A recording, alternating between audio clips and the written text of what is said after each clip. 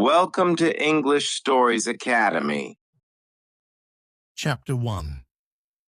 The Feud. "I will not fight," said Samson, "but nobody should insult me if we see any Montagues. They had better be quiet." "Or what?" asked Gregory. "I'll kill them all." "All." Gregory stopped walking and looked at his friend. "Every one of them," said Samson. "If they are Montagues, then I'll fight them if they say something to me." They began to walk on toward the square. "What if one of the Montagues' dogs barks at you?" Gregory asked jokingly. "Then I'd fight with it." "What about women?" This time, Samson stopped, as if to think about the question. "It's all the same. If they are Montagues, they are my enemies, and they will know I'm angry." "So you'd fight with the women?" "I didn't say that," Samson explained. "I said they'd know I'm angry. I'd fight with the men. After beating them, I would be kind to the women."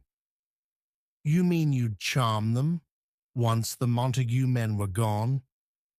"Yes, I guess so." "But that's not really showing them that you're angry, unless you think charming the women is the same as fighting the men." "Isn't it?" Samson answered. "Either way, it's about showing the Montagues who's the boss. I'll beat the men with swords, the women with smiles and pretty words. It's all the same." "I wish it were the same," said Gregory, seeing two servants from the Montague family approaching from across the square. "Then you could just smile and say kind things to these two and be satisfied."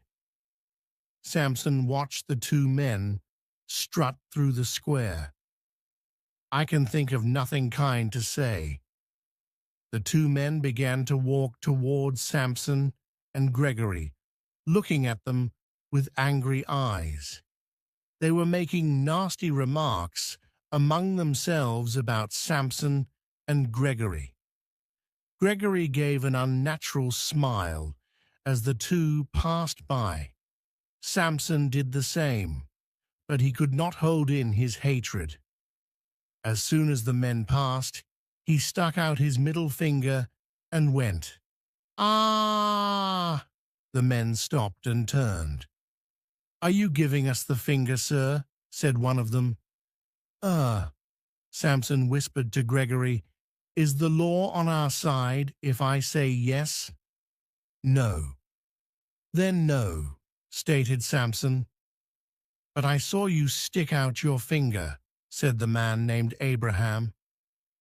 "And I heard you make a noise," said the other, named Balthazar. "Then I stuck out my finger, sir," said Samson innocently, "and I made a noise. What about it?" "That's just like a man from the Capulet family, isn't it?" said the other man, making rude gestures to honest people, and then too cowardly to confess to it. "Just like a Capulet," agreed Abraham. "Cowards, every one of them." "There's no reason to call anyone a coward," said Gregory. "I'll show you who's a coward," said Samson. As he grabbed his knife, he accidentally pushed Gregory into Abraham. "You saw that, Balthazar. He attacked me," shouted Abraham. It was too late to keep the peace. All four men wrestled in the street. A crowd gathered and began shouting and cheering. Benvolio, old Montague's nephew, heard the fighting. He didn't really like the feud between his family and the Capulets. He knew that all this hatred would only result in death, and death in more hatred.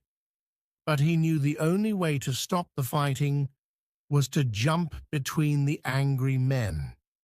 Therefore he drew his sword and ran toward the 4 men fighting in the square. "Peace! Put your weapons away," Benvolio shouted as he pulled the men off each other. A tall man walked forward. He pulled out his sword and touched the point.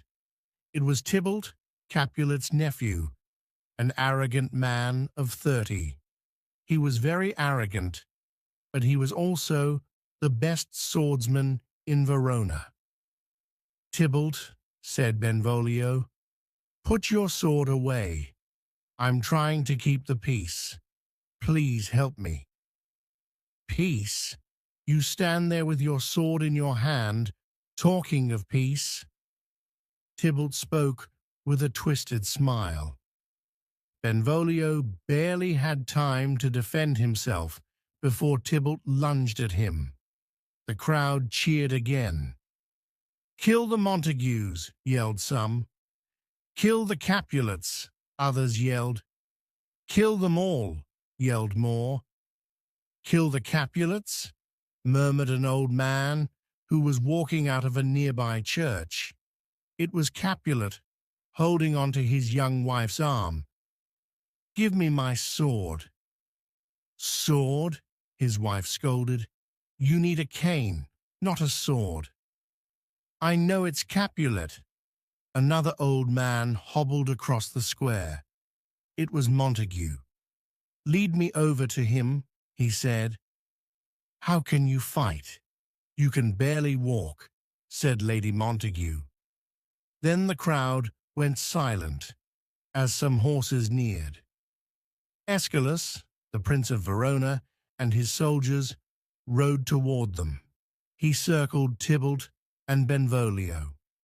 The onlookers hurried off. "Rebels!" roared the prince. "Throw your weapons to the ground."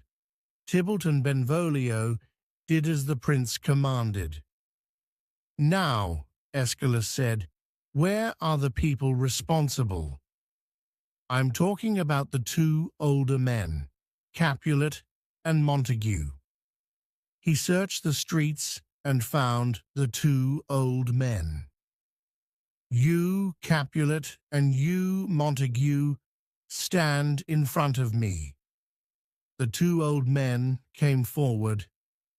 "You are leaders in this city and are supposed to be moral, but instead of teaching the people how to be noble, you force them to participate in your pointless feud.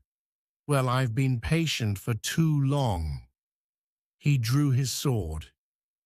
"If your feud ever disturbs the streets again, you both will pay for it with your lives. Do you understand?" They both nodded. When Montague's people returned to their palace, Lady Montague spoke to Benvolio. "My Romeo wasn't in this fight, was he?" "No," said Benvolio. "If Romeo wasn't with you, then where is he?" "The last time I saw him, madam, was this morning. He was lying on the garden wall, and he looked so sad." "Oh, my poor Romeo." Lady Montague clasped her hands. "Do you know why?" "No, madam. I went over to him, but he ran away. I also have seen him in the garden looking sad. I've asked him why, but he said nothing to me." Lady Montague smiled sadly. As they reached the palace, a young man stepped out of the rose bushes. "There's Romeo now, madam," said Benvolio. "Should I talk to him again?" "Please," said Lady Montague. She patted Benvolio's wrist and left with her husband. "Good morning, cousin," said Benvolio. "Is it still morning?" said Romeo, tossing a stone into the fountain. "It is only 9 o'clock." Sad hours pass slowly. Romeo threw another stone. "Why do the hours seem so long?" "I don't have anything to make them short." "You mean love," said Benvolio happily. I thought you might be in love. Romeo threw more stones into the fountain. Out! Benvolio wasn't sure what he meant. Was he telling him to go? I don't understand. Romeo, out, he repeated. I'm not in love, but out of love. The one I love does not love me. Therefore, I'm out of love. Benvolio slightly chuckled at what he thought was a joke, but Romeo had not been joking. Don't laugh at me, he stared at Benvolio. No, no, Benvolio said. It's just that. Romeo raised his hand. Forgive me, he said. I haven't slept in a day because I've been thinking so much. Then he noticed the blood on Benvolio's face. I didn't even notice that you have been injured. It's nothing, said Benvolio. Just the usual fight with the Capulets. I should have been with you. Maybe I couldn't help, but perhaps one of the Capulets would have stabbed me and put me out of my misery. You aren't serious. But something in Romeo's eyes said he was. I hate to see you like this. Hate, Romeo yelled, grabbing Benvolio. Hate to see me in love? Then you hate me. He shook his cousin. Maybe you would rather see me in hate, is that it? Montagues love to hate, fight, and kill. But whether we love to hate or love to love doesn't matter. It's all the same passion, and it will kill us all the same. Benvolio didn't like what Romeo had said. After all, he had risked his life to stop a fight earlier. But he knew that Romeo was right, and that the problem with the family was because of excessive passion. He also knew that Romeo possessed that same passion.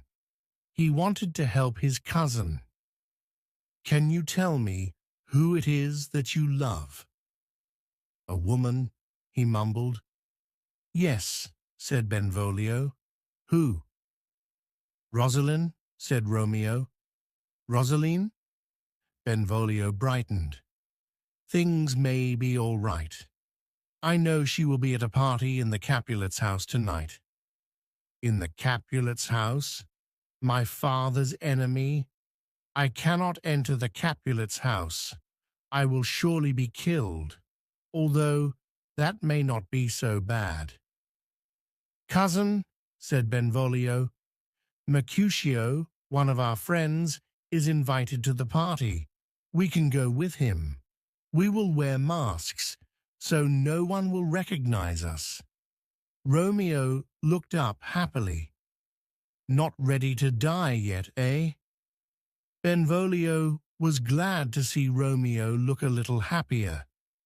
But I warn you, there will be so many pretty girls there that you will forget about Rosaline. Oh, Benvolio, there is no one more beautiful than her, and I would not want another. Believe what you want, said Benvolio. Just get ready for the party. Capulet, drinking some cool water, leaned back in his chair.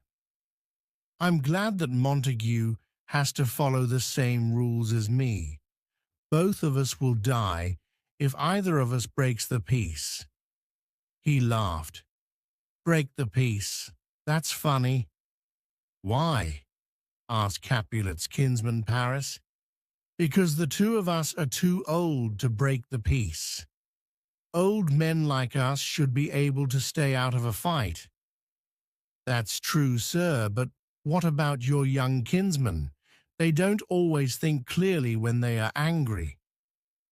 Yes, said Capulet, the young think with their hearts and not their heads, but they will listen to their elders. Let's hope so, said Paris. You both are such gentlemen. I can't believe this quarrel has continued for so long.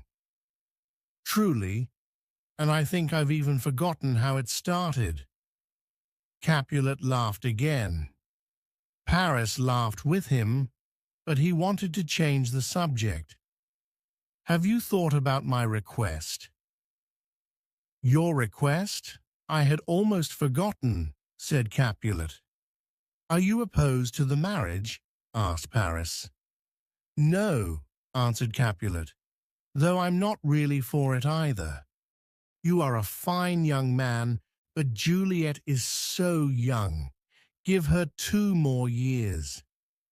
Many ladies younger than her are already mothers, Paris gently objected. Because they married too soon, snapped Capulet. But he knew that Paris was right. His wife was Juliet's age when they married. But Capulet wasn't ready to see his only daughter get married. However, there was no reason why she shouldn't get married. After all, she couldn't stay his little girl forever. I think I have upset you, said Paris. You are her father, and you know what is best for her. Wait, said Capulet. Paris stopped. I will agree to the marriage, said Capulet, but the final decision is hers. Come to the party tonight. If she agrees to marry you, then you will have my blessing. Thank you, I will, cried Paris as he walked out of the room. Alone, Capulet looked out the window. He imagined Juliet falling in love, just as he had done. Then he went to sleep. Chapter 2. Love at First Sight. Nurse, called Lady Capulet. Coming, madam, yelled the nurse as she ran down the stairs. Where's my daughter? Demanded Lady Capulet. Where are you, Juliet? The nurse shouted up the stairs. Juliet appeared at the top of the stairs. Her long black hair looked beautiful. Now, began Lady Capulet, you are old enough to get married. So tell me, Juliet, how would you like to be married? Juliet thought the question was awkward. She didn't want to defy her mother, so she chose her words carefully. I've always dreamed of getting married, she said politely, but I'm still too young to think of marriage. Lady Capulet knew this would be difficult, so she spoke directly. I will be brief. The brave Paris wants to marry you. What do you think, Juliet? Spoke Lady Capulet. He will be at the party tonight. Take a good look at him before you answer. I will look, replied Juliet. Lady Capulet couldn't tell if Juliet was happy and wondered if she could love Paris. Come on, yelled Mercutio to Romeo and Benvolio. We're going to be late. I thought a man in love could fly here on Cupid's wings. Mercutio laughed.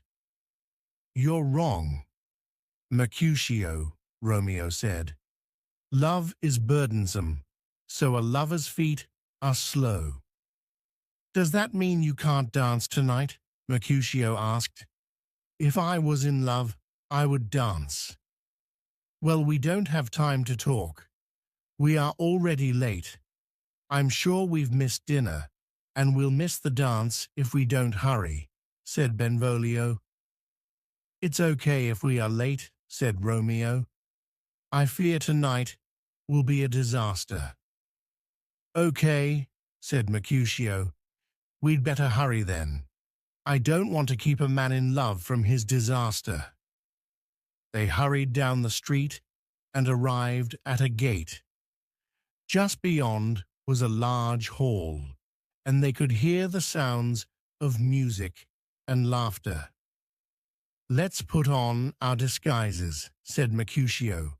Otherwise, the doorman will not let us enter, since we are Montagues. The three entered the party, wearing masks. Mercutio and Benvolio joined the dance, while Romeo walked among the crowd of people. He was hoping to see his beloved Rosalind. But Romeo saw someone else. She seemed like a picture. She moved effortlessly, as if she was floating on air. She was so beautiful. She was like an angel. She is so beautiful that she makes the stars shine bright. Romeo mumbled to himself. He walked as if in a trance. Was I really in love before now? He asked himself. No, he answered aloud. No, I have never really seen beauty before tonight. He lifted his mask, hoping the lady would his face. She did. What's the matter? Asked Paris as Juliet stopped dancing. Nothing, she answered. Something is in my eye. They continued dancing, but Juliet couldn't stop looking at the person she had just seen. Neither could her cousin. A Montague, Tybalt said angrily. He comes to our party masked to make fun of us. What's the matter?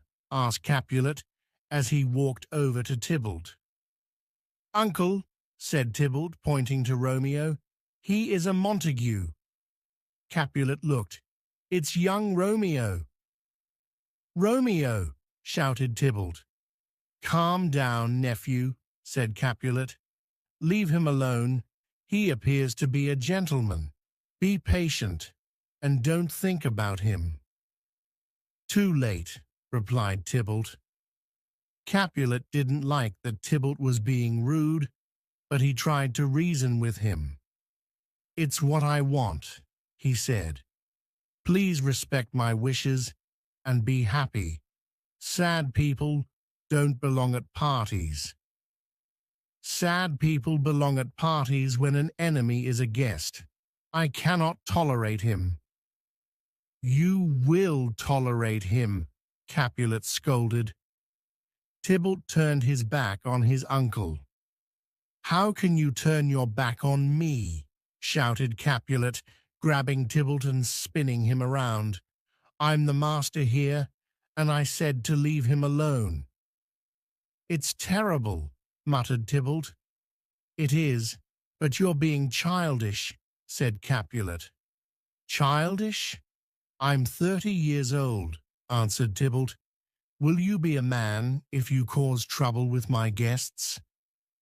Their voices became loud. The musicians stopped playing, and the guests stopped dancing. Excuse me, my lady, said Paris to Juliet. If I'm to be your husband, what your family does affects me. I had better see what the problem is. Of course, answered Juliet, but she didn't even hear what he said. It was good that he was leaving, though. Capulet noticed that they were being too loud. There's nothing to be concerned about. Please continue dancing and having fun, he declared. Then he pinched Tybalt's cheek and told him to go and dance. Tybalt pretended that it was nothing. He bowed to his uncle and walked away bitterly. On the dance floor, Juliet heard a whisper in her ear. The dancing is starting, it said. But follow me. Where to? She turned and saw Romeo. Even with a mask on, he was the most handsome man she had ever seen. She followed him to a private spot. Romeo removed his mask and took Juliet's hand. Your hands are gentle, he said. You are like an angel, and I would like to give you a tender kiss. Juliet felt excited as the blood rushed to her head, but she kept calm. angels have wings and often fly away," she said. Then she gently laced her fingers through his and held his hands tightly. Romeo shivered. The sensation of her touch was amazing. He wanted to kiss her more than ever, but she hadn't given him permission. "Don't angels have lips?" he said as he stroked her hand. "Yes," she said. She knew Romeo wanted to kiss her, and she warned him to, but she didn't want to be too bold. Juliet knew it wasn't proper for a young lady to tell a stranger to kiss her, but his touch was so gentle, so strong, and so warm that she could almost imagine what his lips would feel like. How could she get him to kiss her? Romeo was waiting for an answer. Juliet turned her eyes away because she was afraid he would know how she felt. "I guess your lips don't desire a kiss," he said as he began to release her hand. But Juliet wouldn't let go. She moved Romeo's hand to her heart. Romeo felt Juliet's heart pounding. She looked so amazing that he felt like he would melt away if their lips touched. Yet Romeo couldn't believe what he did next. He kissed her. "Madam," yelled the nurse, pushing her way toward them. "Madam, your father and Paris are looking for you." Juliet stepped away, still staring at Romeo. Romeo put his mask back on. "Who is her father?" The nurse recognized Romeo. "This is Juliet, and her father is the owner of this house." "She is a Capulet," said Romeo. "As you are a bachelor," interrupted Benvolio. "Come," he whispered. "We've been discovered. We have to leave before there is trouble." "There is already trouble," said Romeo.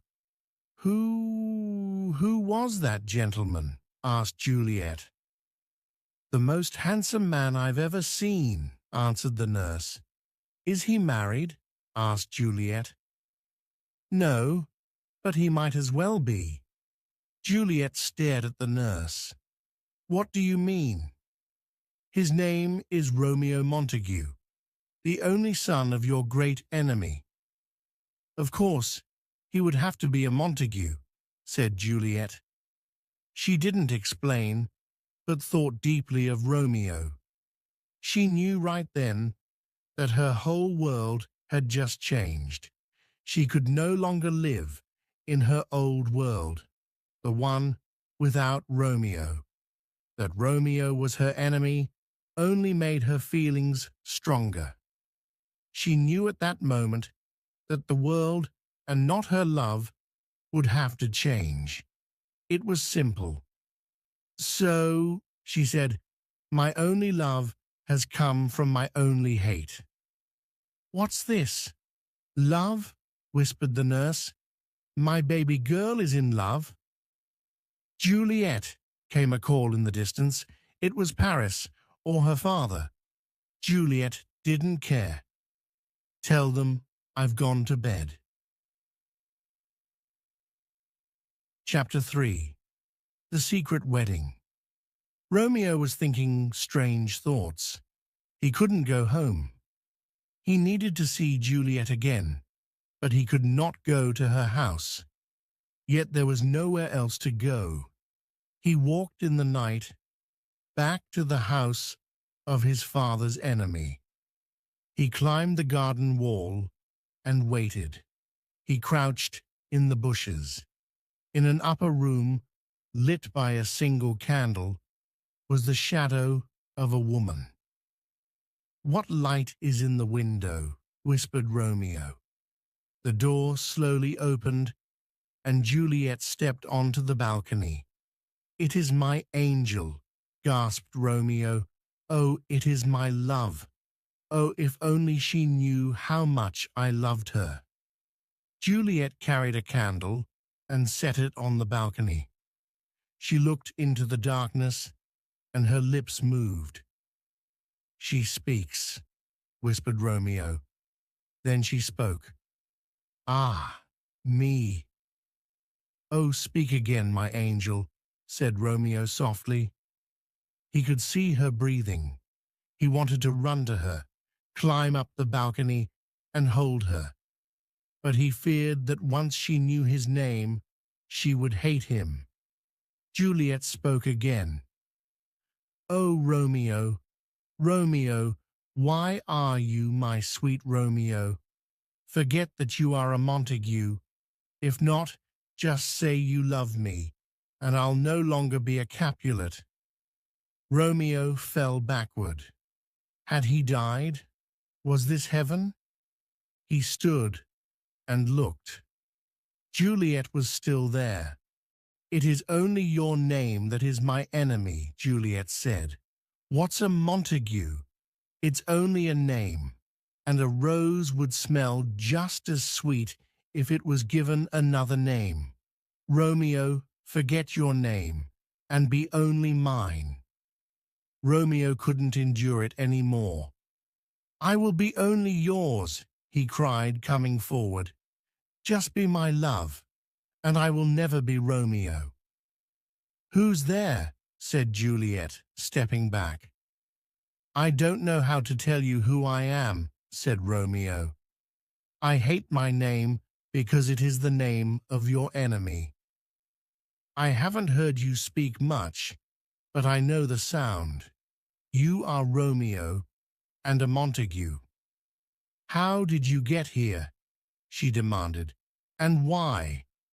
The walls are high and hard to climb, and it's dangerous if anyone funds you here." "It was because of love that I jumped over the walls, and a person can do anything for love." Love. Romeo had said love. She wanted him to say it again, but she was afraid. "I'm afraid someone will find you here." "Let them find me," said Romeo. "I would rather die here with you than live miserably without your love." She closed her eyes and imagined him. "Do you love me?" she whispered. "I love you more than words can say," answered Romeo. "Madam!" came a voice from within the house. It was the nurse. Juliet's eyes opened wide. A noise. "Go, dear love."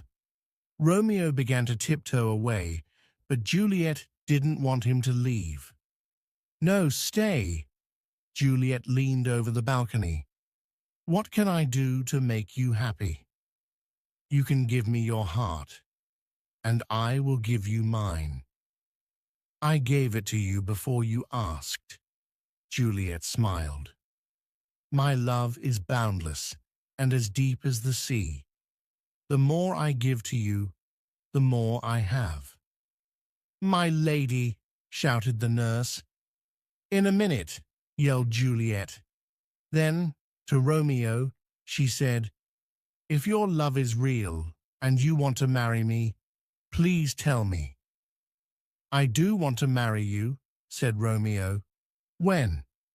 "Tomorrow," promised Romeo boldly. "I'll come myself." "No," said Juliet. "It's too dangerous. I'll send my nurse. When will you be ready?" By 9 o'clock tomorrow." "It will seem like 20 years till then," she said, "but I will endure it. Go now." Romeo stepped away. She blew a kiss. "Good night, good night. Parting is always sweet sorrow, but I will see you tomorrow." He could almost feel her kiss touch his lips. "I will not sleep until then," he said, and then disappeared into the night. Friar Lawrence was working in the garden. "Ah," he breathed in the smell of fresh flowers. "The earth is a wonderful thing," he thought. It gives life to new flowers and trees. He pulled a pair of scissors from his pocket and began to prune the flowers, humming as he worked. "Good morning, Father," came an urgent voice. Friar Lawrence turned and saw Romeo. "My boy," he said, "what are you doing up so early in the morning? I've never known a young man to wake up so early." He smiled warmly. "Or maybe you did not go to bed last night." "I didn't go to bed, but I got the sweetest rest anyway." "Were you with Rosalind and resting without sleeping?" Friar Lawrence asked. "Rosalind? I have forgotten all about her." "That's good, my son. But then where were you?" "Dancing with my enemy," Romeo exclaimed. "That's where I forgot about Rosalind and learned what true love is." Friar Lawrence rubbed his eyes. "You're confusing me, Romeo," he said. "Speak directly." "I love Capulet's daughter," said Romeo, "and she loves me. We've just met, but our love is everlasting. We have sworn to marry. You must marry us today." "Marry you?" Friar Lawrence shook his head. "You cried for Rosalind only yesterday. Now you say you will marry another? Didn't you scold me for loving Rosalind?" "I scolded you for idolizing her." "Didn't you tell me not to love her?" "Yes, but not to fall in love again so quickly. You are too passionate." "Don't we all live by passion?" "We live by reason," insisted Friar Lawrence. "We die by our passions." "Well then, praise me for being reasonable. I now know you were right about Rosalind. I wasn't in love with her. But Juliet is perfect, and it's reasonable to love perfection, right? You must marry us." Friar Lawrence looked out at the sunrise. He couldn't believe what he was hearing. How could he marry someone so young and naive, and without the parents' consent? "Father?" asked Romeo impatiently. The friar didn't answer. He continued thinking. Maybe a marriage would force peace between the fighting families. "You have not persuaded me, Romeo," said Friar Lawrence at last. "But I will marry you, and I hope this marriage brings love to your two families instead of hate." Friar Lawrence put his scissors back into his pocket and led Romeo to the church. "Where is Romeo?" Mercutio leaned against the church steps. "You said he wasn't home when you got there." "No," answered Benvolio, "but Tybalt has sent a letter to him." "A challenge to fight?" asked Mercutio. Benvolio kicked a stone. "I'm sure Romeo will accept the challenge." "Then Romeo will die," said Mercutio. "Tybalt is an excellent fighter." Benvolio knew Mercutio was right, but Romeo was no coward. If Tybalt challenged him, Romeo would accept, and then Romeo would be killed. Benvolio didn't want to imagine that. "I'd feel better if we knew where he was," said Benvolio. "There is our poor lover now," pointed Mercutio. "Romeo," cried Benvolio. "Why did you run away from us last night?" asked Mercutio. "I'm sorry," said Romeo. "I had something very important to do. What were you so concerned about?" "About our friend," said Mercutio. "He's been so worried about love lately. We thought he might have done something terrible." "Have you seen the letter, Romeo?" asked Benvolio. "Letter?" Yes, said Mercutio, from the house of Capulet, your enemy. Romeo's eyes lit up. From the house of Capulet. What did it say? Why do you sound excited? Asked Benvolio. Is it news? Asked Romeo. I'm so in love. It seems like 1,000 years since I last heard her voice. Where is the letter? What do you mean, her voice? Asked Benvolio, puzzled. He's crazy, said Mercutio. And I must be too. He rubbed his eyes. Is that an elephant coming toward us? They all looked up and saw Juliet's nurse walking toward them. Oh, I see, said Mercutio, loud enough for the nurse to hear. It's just a fat lady. Fat lady. The nurse turned red with anger and ran toward Mercutio. You have no manners. Stop this, yelled Benvolio. Both of you calm down. I was looking for young Romeo here, but I'm sad to see him with such rude men, said the nurse. Take him with you, said Mercutio. A man in love is not good company for bad-mannered men like us. What can I do for you, madam? Asked Romeo. Can I talk to you in private, sir? Asked the nurse. They stepped aside. The nurse studied Romeo. My young lady has told me everything. I have a message from her. But first, she is so young. So do you only pretend to love her? Pretend, protested Romeo. I cannot pretend. With Juliet, I have discovered myself. My heart, my mind, and my soul belong to her. The nurse no longer doubted Romeo. She looked into his dark eyes. He was so handsome, Romeo interrupted her stare. Are you happy with my answer? She blushed. My lady loves you, and she is very precious to me. What is important to her is important to me. Oh, dear Romeo, she said, you're going to make Juliet very happy. Romeo smiled. I plan to, he said. I've talked with Friar Lawrence, and he has agreed to marry us, create a plan, and bring Juliet to the church so we can be married. Married, said the nurse. How beautiful. Bring her as soon as you can. Juliet paced back and forth in her bedroom. She was so impatient. I sent her so long ago, she thought. Why is she so slow? She sat down, but stood up again.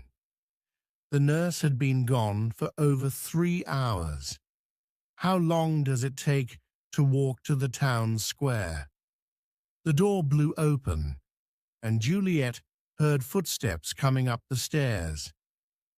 Oh, here she comes, cried Juliet. She opened her bedroom door. Oh, what happened?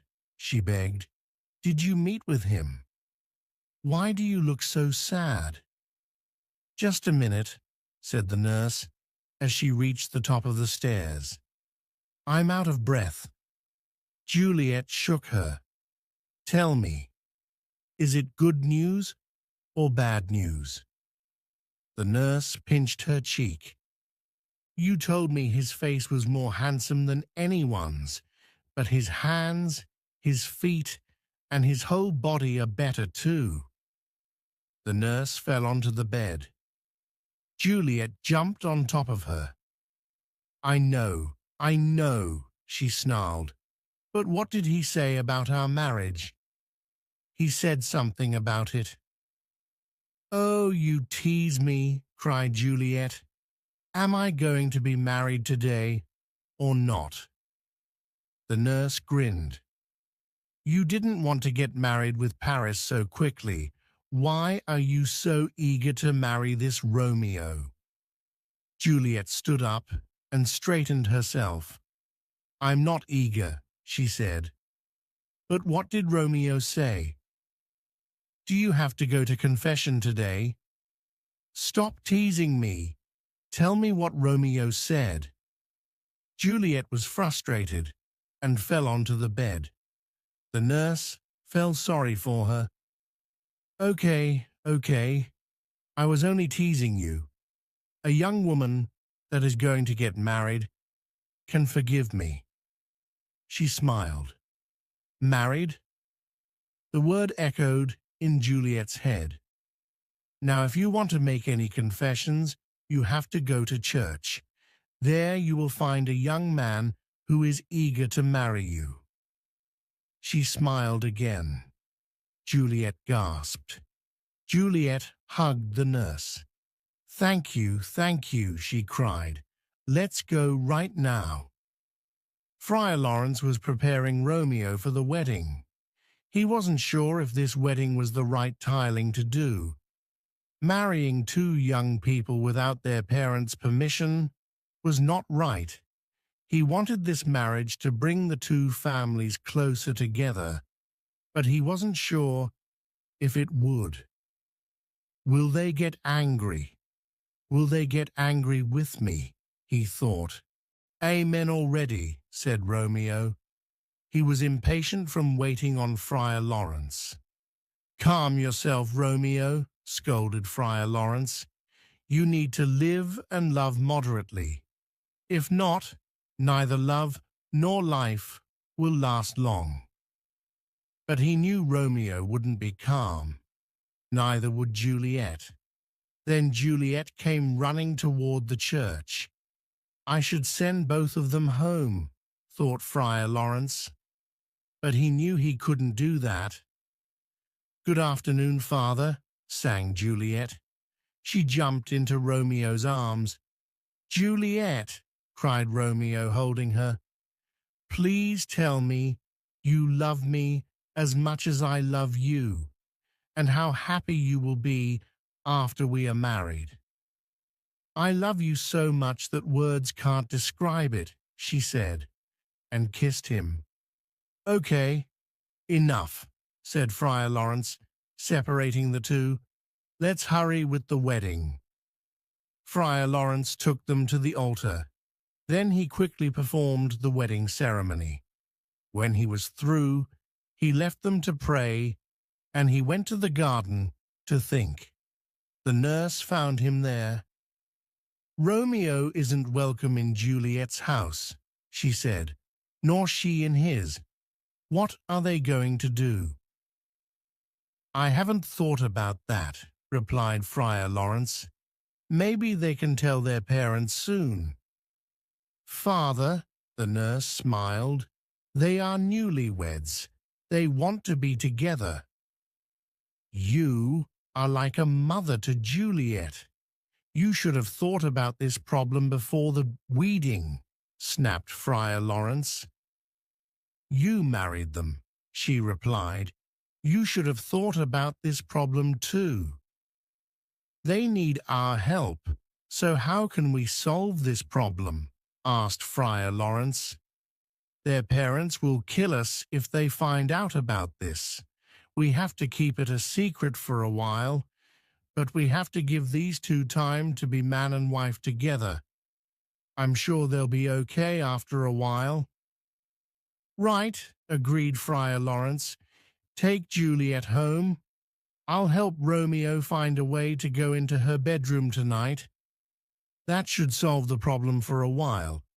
We'll worry about the parents later. Chapter 4. The Sword Fight in the Square. A messenger came and gave Benvolio some news. It was the Capulets. They were looking for Romeo. Tybalt is really angry, Benvolio said to Mercutio. I think we should get out of here. I won't go, said Mercutio. I don't want to be here when they come, insisted Benvolio. I don't want to get into a fight. Just then, Benvolio saw Tybalt and some of his friends making their way across the street. Oh no, said Benvolio. Here come the Capulets. Let's go. I'm not worried about them, replied Mercutio. It was too late to leave. Good afternoon, said Tybalt. Can I speak with one of you? Speak with us, said Mercutio. That's a strange way to ask someone to fight. I will fight if you give me a reason, answered Tybalt, putting a hand on his sword.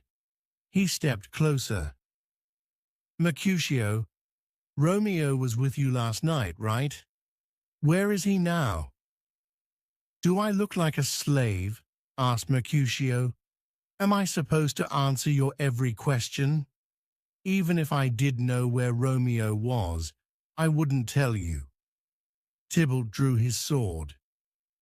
Gentlemen, interrupted Benvolio, either stop this fight or go somewhere else to finish it. Everyone is watching us. No need, said Tybalt. He saw Romeo walking toward them. Here comes my man. Your man, said Mercutio, teasing Tybalt. Is he one of your servants? A mistake, said Tybalt as Romeo came up to them. I should have called him a villain instead. He looked at Romeo. Romeo just smiled. Tybalt, he said, I love you, so I will forgive your anger. You will soon learn that I'm not a villain. Until then, goodbye. Tybalt thought Romeo was just making fun of him. You ruined our party last night with your presence. Now turn and draw your sword, shouted Tybalt. I've never hurt you, Tybalt, and I couldn't now. I love you like a brother, more like a brother than you know. He bowed. Be happy. Mercutio looked at Romeo. He's being dishonorable. Why is he acting like this? I think he's being reasonable, said Benvolio. Let's peacefully go away and be happy.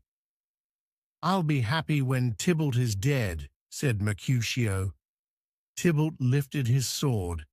I'm ready for you. Tybalt, Mercutio, said Romeo. Put your swords away. Mercutio pushed Romeo aside and lunged at Tybalt. Tybalt stepped aside. Then he began swinging his sword at Mercutio. Tybalt, Mercutio, the prince has forbidden this. Stop, Romeo shouted. Benvolio, help me stop this fight. Romeo stepped between the two and grabbed Mercutio, but Tybalt kept coming. Mercutio tried to defend himself, but Romeo was holding him too tightly. Tybalt's sword stuck into Mercutio's chest. Ah! Mercutio cried, falling to the ground. Tybalt withdrew his sword and wiped off the blood. Benvolio ran to Mercutio. How bad is it? It's enough. Mercutio coughed. He put his hand over his chest. Blood gushed through his fingers. Be brave, said Romeo. You'll be okay. No, said Mercutio, his senses leaving him. I won't be okay. Blood began to come out of his mouth. Why did you come between us, Romeo? I couldn't defend myself. Romeo looked into his friend's eyes. I was trying to stop you. You stopped me, all right, Mercutio gasped. He has killed me. I'll take him to the doctor, said Benvolio. As he prepared to lift him, he felt his pulse fade away. He's dead, he said. Romeo stared at Mercutio. My friend was killed because of me, he thought, and Tybalt teases us all. Oh, Juliet, I wish I could have married you one day later. Then Tybalt would not be my cousin, and I could take revenge on him. Romeo became so angry that the love and tenderness that he had felt began to disappear. In a second, he forgot about Juliet, about his marriage, and about the future. He wanted justice. He wanted revenge. He picked up Mercutio's sword. "Romeo," said Benvolio, "put the sword away. Here comes Tybalt." Romeo didn't put the sword down. "So you've returned to see Mercutio's dead body, and to see us cry at your feet." "No, Tybalt," he yelled. Tybalt strutted up to Romeo. "You poor little boy," he said. "Do you want to die just like Mercutio?" "My sword is strong," Romeo said, and he struck at Tybalt. Tybalt blocked Romeo's blow with ease, but Romeo pressed on with incredible speed. Tybalt tried to keep calm. He tried to make it appear as if he could easily defend against Romeo's attacks. It soon became clear that he was not fighting a man, but an avenging angel. Romeo swung at Tybalt so violently that he could no longer feel his arm or the sword. He kept raging forward. As he did, he saw Tybalt's eyes change from being confident to panic and then to horror. Suddenly, there was no more ringing of swords, no more shouting. The vicious face of Tybalt became peaceful. It was then that Romeo saw how much he looked like Juliet. He watched Tybalt fall to the ground. "Let's get out of here," yelled Benvolio. "Tybalt's dead. The prince will kill you all if he finds you here." "Oh, I'm a fool," he said. "They are coming," Benvolio screamed. "Romeo, get out of here." Juliet stood on her balcony. She watched the sunset. "Please leave us, son," she chanted. "Quickly become dark so that Romeo can come into my bedroom. Then we can hold each other all night." The nurse slipped through the curtain and out onto the balcony. She looked worried. Juliet knew something was wrong. "What's the matter?" "He's dead," she said. Juliet almost fainted. "My Romeo, my love, dead?" "No," said the nurse. But the truth wasn't much better. "Number Tybalt. Tybalt is dead, killed by Romeo, and Romeo has been banished by the prince." "Did Romeo really kill Tybalt?" Juliet could barely speak as she started to cry. "There are no honest men," replied the nurse. "I hope something bad happens to Romeo." Juliet became angry. "Don't say that. He killed your cousin. How can you defend him?" "Should I loot my husband? My cousin would have killed Romeo, but my husband is still alive." Juliet tried to stop crying. "So why can't I stop crying? I should be glad that Romeo is still alive." The tears came again. "Banished. He will never come to Verona or me again." Romeo stood up when Friar Lawrence returned to his room. "Well, father, what news? What did the prince decide?" Lawrence removed his jacket and hung it on the coat rack. "A gentle judgment," he said, knowing that Romeo would not agree. "Not death, but banishment." "Banishment!" Romeo cried. "Banishment is worse than death. Please say death." Friar Lawrence knew Romeo was saying this because of his love for Juliet. "The prince could have killed you. He didn't. The prince is being kind." there was a loud knock on the door. "Hide yourself, Romeo," said Friar Lawrence. Romeo hid as Friar Lawrence opened the door. It was the nurse. "Good afternoon, Friar," she said. "Is Romeo here?"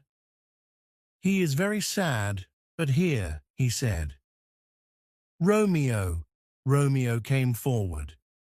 "He looks like Juliet," said the nurse, tears and crying.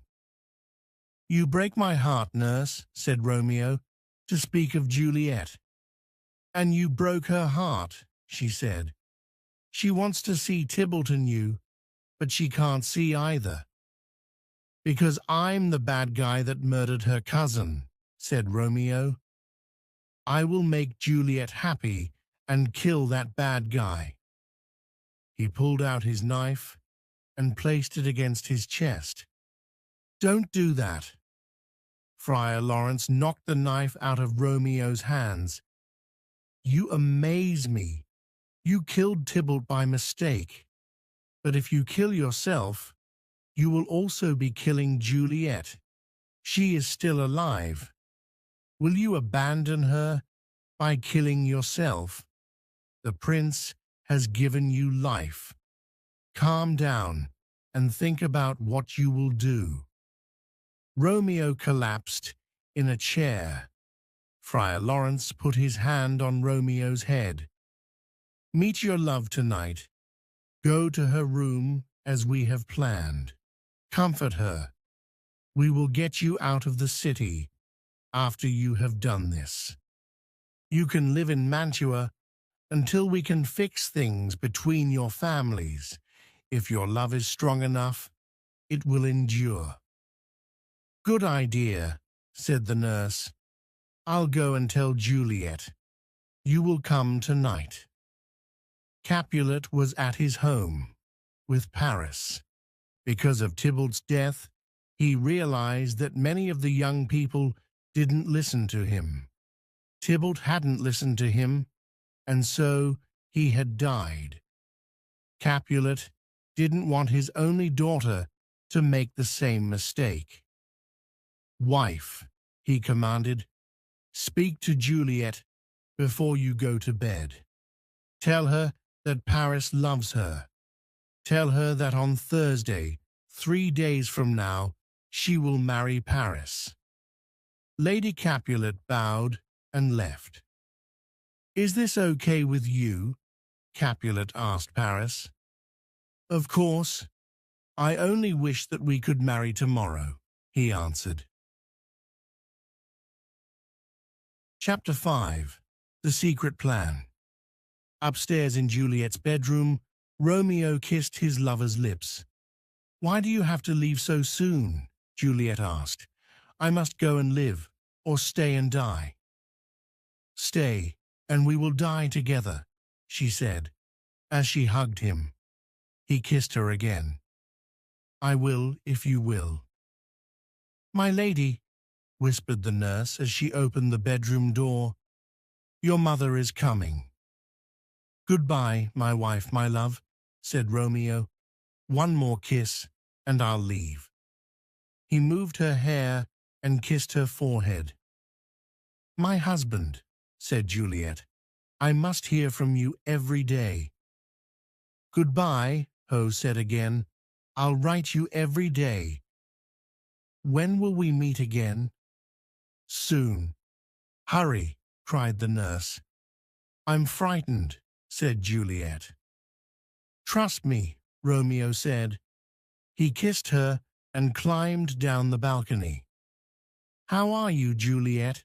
Lady Capulet asked, opening the door. "I'm not well," said Juliet, dressing quickly. "Still crying over your cousin's death?" Lady Capulet asked. "We are all upset." Her mother then gave her the news. "Next Thursday morning, you will marry Paris at St. Peter's Church." "No, I will not," Juliet yelled, before she had time to think about what she was saying. Lady Capulet was angry. "You disobey? I mean, Juliet said. "It is impossible." Footsteps were coming up the stairs outside the bedroom. "Your father is coming. Tell him yourself." Capulet came into the bedroom. "Father," Juliet said, "I cannot marry Paris." "But I desire you to marry him," Capulet said. "I understand, but I cannot." "Do my desires mean nothing to you?" "They are very important to me, but I'm unable to marry Paris." "How can you disobey me?" yelled Capulet. "Am I the master of this house? You will marry Paris next Thursday." "Please, father," cried Juliet, falling and grabbing her father's ankles. "You've always let me make my own decisions. Please, let me make my own decision now." "Decisions? I'll give you a decision to make. Marry Paris next Thursday, or never look at me again. Don't speak. Just do it," he said. Juliet cried and held her mother. Lady Capulet pushed her away. "Your father is only doing what's best for you. Don't speak any more." She left Juliet alone with the nurse. "How can we prevent this? Say something. What can I do?" The nurse didn't have an answer. She knew if Juliet was gone, she would have no job and wouldn't be able to support herself. "Nurse," pleaded Juliet. "All right," she said. "Here is my advice. Romeo's banished and can never come back. He's the only one that knows you're married. Well, I know, and Friar Lawrence knows, but we won't say a word. Do you understand? If you marry Paris, only Romeo can challenge the marriage. But he won't, because he will never come back to Verona." Juliet was shocked. "Are you serious?" She looked into the nurse's eyes. "It's the only way," she said. "Paris will make a lovely husband." "Thank you, nurse," said Juliet stiffly. "You don't have to say anything else. Go tell my mother and father that I will marry Paris." The nurse felt sick to her stomach as she watched Juliet go to the door and hold it open. The girl was like her own daughter. Juliet had come to her for help, and all she could do was lie. What was worse? Juliet knew that she had lied. "I said, 'I will do it, nurse,'" said Juliet, crossing her arms. "So you may go. I will go to Friar Lawrence in the morning and confess my sins." Meanwhile, Paris was at the church, talking to Friar Lawrence. "Thursday is too soon," said the friar.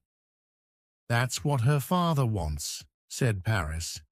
"But what does Juliet say?" "She is too upset because of her cousin's death," Paris explained.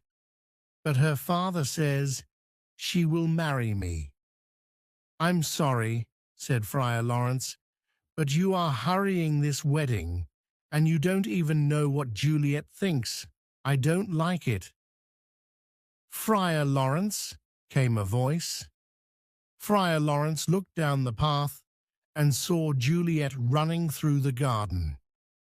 "Oh, someday she will call my name and run to me like that," said Paris.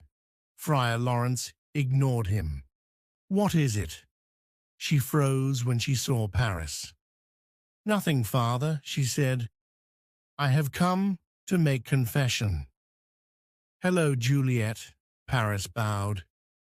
Juliet bowed and looked at Friar Lawrence for help. "Paris," he said, "you must give us time alone." "Of course," he said. "Juliet, I will see you on Thursday." He waved goodbye and walked away. "Oh, Juliet," said Friar Lawrence. "I hear you must marry Paris on Thursday." Juliet looked at him.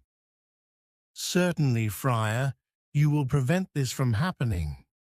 Friar Lawrence looked at Juliet. "Please understand." "I see how it is," said Juliet. "First my nurse, and now you. You married Romeo and me. But now you won't prevent this second, unlawful marriage." She angrily walked away, but stopped short and turned. "You amaze me, you older people. You are so brave when there is nothing to fear, but when there is trouble, you run away. Is this the wisdom of older people? Well, I was prepared for this." She pulled out a knife. "Juliet," exclaimed Friar Lawrence, "what are you doing?" She put the knife against her heart. "Since you will not help, this knife will solve our problem." "Wait," cried Friar Lawrence. "There is another way." "How?" Friar Lawrence thought quickly. "Here," he said, pulling some flowers from his garden. "I will make a potion from these flowers. The drink will cause a death-like sleep. When you are at home, alone in your bedroom, drink this potion. You will feel cold and sleepy.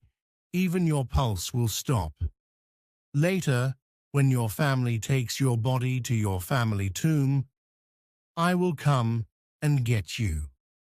I'll tell Romeo of this plan by letter. He will come too. Don't be afraid." A determined look came over Juliet's face. "Give it to me. I'm not afraid." Friar Lawrence went into his kitchen and prepared the poison. The nurse put Juliet's wedding dress on her bed. "You'll be a beautiful bride," she said. "Paris is a lucky man." Capulet and his wife stood on the side. Juliet looked at them. "I'm happy to have a great father and mother." She gave a half smile and bowed. "You are a perfect lady," said Capulet. Juliet moved the wedding dress and sat down. "Please excuse me and leave me alone for the night. I must pray." "Let's go. Leave her to pray," said Capulet. "Daughter, you have made me very happy." He hobbled out of the bedroom. "Should I wait beside you tonight?" the nurse asked. "Thank you." Juliet didn't even look at the nurse. "But that's okay. You've done enough for me already." The words hurt the nurse's feelings. "I would do anything for you. You know that," the nurse said softly. "Then leave me," Juliet said. The nurse walked out of the room. "Get some sleep," said Lady Capulet. "You will need it." She left. Juliet silently closed the door and took out the potion Friar Lawrence had given her. She held it tightly. She had a thought. What if she woke up before Romeo came? Wouldn't she suffocate in the family tomb? Worse, what if, surrounded by horrible images of death, she became crazy? What if, waking up beside Tybalt, she became mad? What if— "Enough of what-ifs," she whispered. "This is the only answer." She put the bottle to her lips. "Romeo, I drink this for you." She drank. Her throat burned. She gagged. Bright lights appeared before her. Her body went numb. She felt herself falling. And then nothing. Before dawn, the nurse woke up and went to Juliet's room. "One word of encouragement," she mumbled. "That's all. Surely Juliet will listen to me. She opened Juliet's door and tiptoed to where the young lady was sleeping. She put her hand on her cold forehead. Her scream woke up the entire house. Chapter 6. The Lover's Tragedy. Balthazar's hand shook as he opened the door of Romeo's apartment in Mantua. "Ah," Romeo said. "News from Verona? Do you have a letter from the friar? How's my father? How's my Juliet?" "Her soul is with the angels," answered Balthazar. "Her soul is always with the angels," Romeo smiled. "But what about the rest of her?" "Her body is in the Capulet's tomb." Romeo rose from his desk. "What do you mean?" "I saw her body in the tomb. She is dead." "That can't be true." "I wish it weren't true." "Go, Balthazar. Get me a horse. Meet me by the city walls. I will leave tonight." "Please don't go, sir," said Balthazar. "You are angry, and nothing good will happen because of this." Romeo gathered his things and packed them into a bag. "You are mistaken. This is not anger. It is a reasonable response to these events. Now go and do what I told you." Balthazar left. "Juliet," said Romeo, "I will lie with you tonight." But how, he wondered. Then he remembered. There was a man in Mantua who sold strange drugs. He threw his bag over his shoulder and walked out. As soon as he walked out, a monk arrived at Romeo's apartment. "Hello," he cried.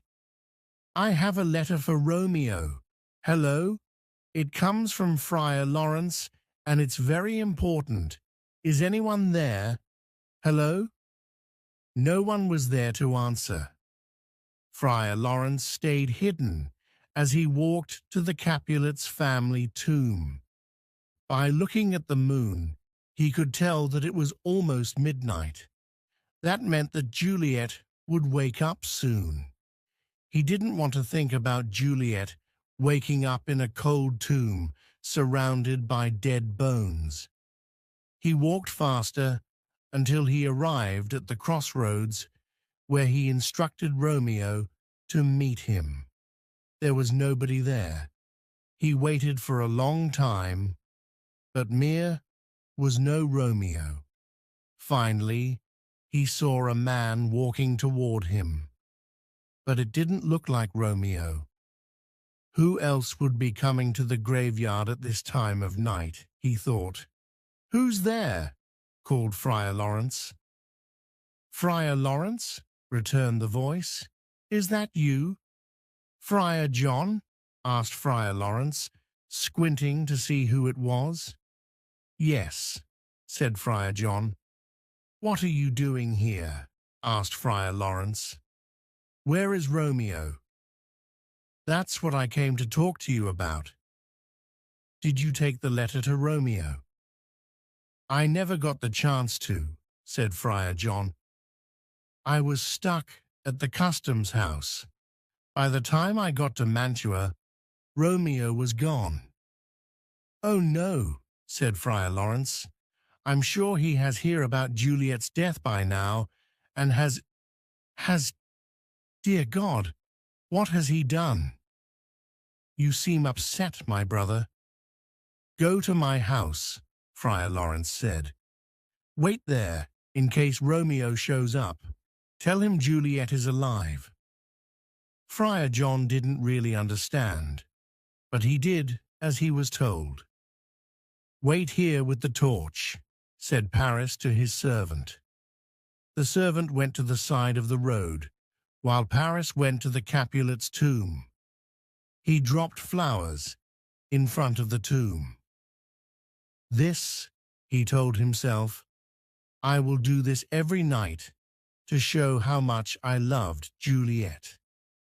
As he dropped the flowers, he heard his servant whistle. Was it a ghost? Paris looked across the graveyard and saw a man approaching. He hid himself behind a large tombstone. It was no ghost, thought Paris. It was Romeo with a crowbar, the man who killed Tybalt. Now he has come to destroy the tomb. Not when I'm here. Romeo started to open the door with the crowbar. Stop right there, villain, Paris commanded, stepping forward. Don't try to stop me. Romeo said without looking up. Leave me alone. The door groaned open. Paris grabbed Romeo by the arm. When Romeo felt his hand, he spun around and swung the crowbar, hitting Paris in the head. Paris fell dead to the ground. His servant, who had been watching, ran off to tell the soldiers. Romeo dragged Paris's body into the tomb. There, on a stone, he found Juliet's body. Romeo fell to his knees. "Oh, my love, my wife," he said, "you are still so beautiful, even in death." He brushed the hair back from Juliet's face. "You are the last thing I want to see on this earth." He pressed his lips against hers. Then he opened a small bottle. "Here is to my love," he said, as he drank the poison. The drug was quick. He placed his lips on Juliet's once more. "With this kiss, I die." His body shook, and then he died. "Who's in here?" called Friar Lawrence as he entered the tomb. He lifted his torch and saw Paris dead on the ground. Then he saw Romeo dead at the base of the stone where Juliet was lying. "If only I had been here 1 hour earlier, then I could have saved them both," he mumbled. Juliet groaned. "And now Lady awakes." Juliet rose up, and so Friar Lawrence. "Friar," she said, "where is my husband?" Horses could be heard in the distance. "I hear some noise," said Friar Lawrence. "Let's leave right away." "Where is Romeo?" demanded Juliet. They could hear voices coming closer. "I cannot stay," whimpered Friar Lawrence. "Romeo is dead on the ground. Paris is also dead. Now come on." "You may go," she said, kneeling to examine Romeo. "My lady, I have to go." "Then go," Juliet said, "but I cannot." Friar Lawrence looked at Juliet and then ran out of the chime. "What's this?" thought Juliet. "A bottle in Romeo's hand. It's poison." She looked at the bottle. "You drink it all, and didn't leave any for me." She took the knife from Romeo's belt. "I cannot live without Romeo," she said, and she stuck the knife into her heart. She fell on top of Romeo just as the prince rushed in. Montague followed him in, and so did Capulet and his wife. The peace in my city has been broken. The prince looked at the 2 old men. "I'm sure that this is because of the hate you have between your 2 families." More torches were brought in. "What happened here?" demanded the prince. A captain entered and whispered into the prince's ear. The prince nodded. "All right then. Bring the suspicious man in." 2 soldiers dragged in Friar Lawrence and threw him on the ground. Friar Lawrence pleaded, "I know I look guilty, but I didn't murder anyone." "Then what happened here?" asked the prince. Friar Lawrence told them everything. He told them how he had married Romeo and Juliet. Everyone gasped. When old Capulet said he wanted her to marry Paris, she came to me for help, said Friar Lawrence. I gave her a drink to make her sleep. She would have killed herself there in my room if I hadn't. Continue, said the prince. I tried to tell Romeo, but my letter arrived too late. When I came here to get Juliet, Romeo had already arrived. He didn't know that she was just sleeping, so he killed himself. He looked at Paris's body. I guess Paris died trying to stop Romeo from entering the tomb. I tried to get Juliet to leave, but she wouldn't. Why didn't you stay with her? Asked Capulet. I was afraid. I'm a coward, he cried. Enough, the prince said. It's true. You should have helped these young people. But it's not your fault, said the prince. He turned to Capulet and Montague. See what has happened because of your ancient grudge. You've lost your only children. Capulet looked up from the body of his daughter. He saw his old enemy kneeling across from him. Brother Montague, he said, please forgive me for all of this hatred. Montague leaned across the bodies of Romeo and Juliet and put his arms around Capulet. I will make a pure gold statue in honor of your daughter, and I will put one of Romeo by her side. Prince Aeschylus lifted the two old men to their feet. Let's leave this place and talk somewhere else. He led all the grieving people out of the tomb. There has never been a more tragic story than this one of Romeo and Juliet, said the prince. The end. Like, share, and subscribe to our channel.